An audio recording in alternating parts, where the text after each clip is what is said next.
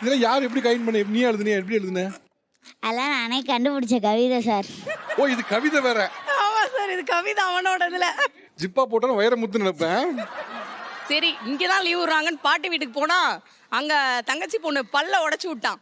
சரி, பல்ல உடைச்சிட்டானா வந்து சொல்ல வேண்டியதானே. அந்த பாப்பா அழுகவும் என்ன பண்ணிருக்கான் இவன், ஃபெவிகால் எடுத்துட்டு போய் பல்ல ஒட்டிட்டு வாயமும் ஒட்டிட்டோம்னா சொல்லவே மாட்டா. இது நல்ல ஐடியான்னு எடுத்துட்டு போகும்போதே என் பொண்ணு பாத்துட்டா, இல்லைன்னா வாய் ஒட்டி இருக்கும்ல. எப்படி மூளை இப்படி யோசிக்குதுன்னே எனக்கு புரியல. இந்த பல்லு உடஞ்ச வீட்டுல வந்து சொல்ல மாட்டியாடா? அதுக்காக வெஃபிகால் வச்சு ஒட்டுற. எடுத்து ஒட்டுனா ஒட்டிடும்ல சார், ஈஸியா ஒட்டிடும். இது பல்லா? பல்லு. நல்ல வேலை நீ பண்ணாம இருந்தடா. இல்ல சார், ஒயிட் கலர்ல பேப்பர் ஒட்டுதுல, அப்ப பல்லும் ஒயிட் கலர் தானே சார், ஒட்டிடும்ல சார். இவனுக்கு எப்படி சூப்பர்ராவா? யாரா அது? இவனுக்கு சப்போர்ட் வேற சூப்பர்ரான்னு.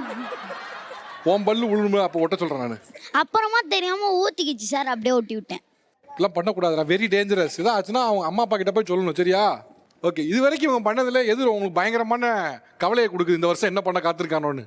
இல்லை சார், நான் வீட்டிலேருந்து ஒர்க் பண்ணிட்டுருக்கேன். ஹாலில் உட்கார்ந்தா எந்த நேரத்தில் என்ன வரும்னு இருக்கும்.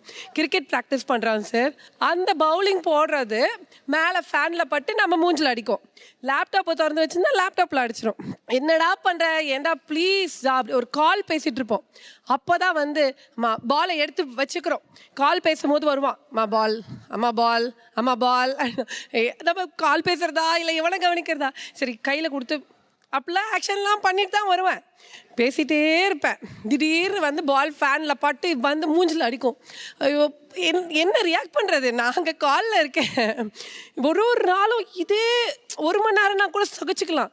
இப்போ இது வந்து 1 மாதம் 2 மாதத்துக்கு அனுபவிக்க போகிறோன்னு நினச்சாலே நெஞ்ச வலிக்குது. சரி, இந்த வருஷம் என்ன பண்ணலான்னு ஐடியா? சேம் தான்.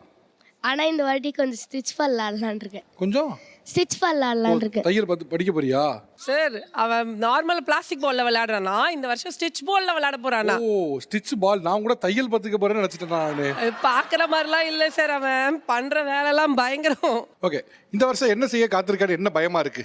எனக்கு இந்த சம்மர் வெக்கேஷன்ல 2 வார்த்தை, இந்த 2 வார்த்தை எனக்கு கண்டினியூஸாக கேட்டுகிட்டே இருக்கும். காலில் இருந்து ஏஞ்சதுலேருந்து, அம்மா பசிக்கு, அம்மா போர் அடிக்கு. இந்த 2 வார்த்தைக்கு வந்து முடிவே கிடையாது. ஒரு நாளில் ஒரு 10,000 வாட்டி சொல்லிடுவா. எண்ணி பார்த்தா 10,000 இருக்கும். ஸோ இதுதான் எனக்கு எப்படி ஹேண்டில் பண்ண போகிறேன்னு தெரியல. இந்த 2 வார்த்தையும் அவளை எப்படி ஹேண்டில் பண்ண போகிறேன்னு தெரியல. ஆமா, எனக்கு போர் அடிக்காதா? போர் அடிக்கி சொல்லுவேன், பசிக்கு சொல்லுவேன். பசிக்குன்னா தோசை சுட்டு தருவேன் சார், சாப்பிட மாட்டா. சாதம் வச்சு தருவேன், சாப்பிட மாட்டா. ஸ்நாக்ஸ் தரமே. அது என்னன்னு சொல்ல தெரியாது. நான் சொல்லி நான் செஞ்சு தரேன்னு சொல்லுவேன். அப்ப என்ன வேணும்? பசிக்குங்கிற கொடுத்தா சாப்பிட மாட்டீங்க. ஜங்க் ஃபுட் எனக்கு பிடிக்கும், அதே தான் வேணும் எனக்கு. அப்ப சாப்பாடு வேணாம். ஜங்க் ஃபுட்டே சாப்பிட்டே இருக்க முடியாதுல்ல? எப்பவாவது ஓகே, எப்பவும் சாப்பிட்டே இருக்க முடியாதுல்ல? அது கேட்டுக்கிட்டே இருப்பா. ஏதாவது ஒன்று 10 நிமிஷத்துக்கு ஒரு வாட்டி வாய் அரைச்சிக்கிட்டே இருக்கணும். ஏதாவது ஒன்று பண்ணிக்கிட்டே இருக்கணும். ஒரு ஆக்டிவிட்டி பண்ணால் அது 10 மினிட்ஸ் மேலே அந்த ஆக்டிவிட்டி அவ்வளோதான், போர் அடிச்சிடும். ஒரு டாய் வாங்கி கொடுத்தாலோ எது வாங்கி கொடுத்தாலும் அவ்வளோதான். வாங்கி கொடுத்துக்கிட்டே இருக்கணும். என்னென்ன வாங்க போகிறேன்னு தெரியல. இந்த ஹாலிடேஸில் ஏதாவது ஒன்று வாங்கி கொடுத்துட்டே இருக்கணும், அவங்கள எங்கேஜ் பண்ணி வைக்க. ஏன் அவ்வளோ சீக்கிரம் டக்குன்னு போர் அடிச்சிருது? கூட பிறந்தவங்க யாரும் இல்லையா? இல்லை, ஒரு இதுக்கு மேலே நான் கூட பிறக்கணுமா? இதவே என்னால் முடியல மேனேஜ் பண்ண. இந்த முடிவே போதும்னு இருக்கு.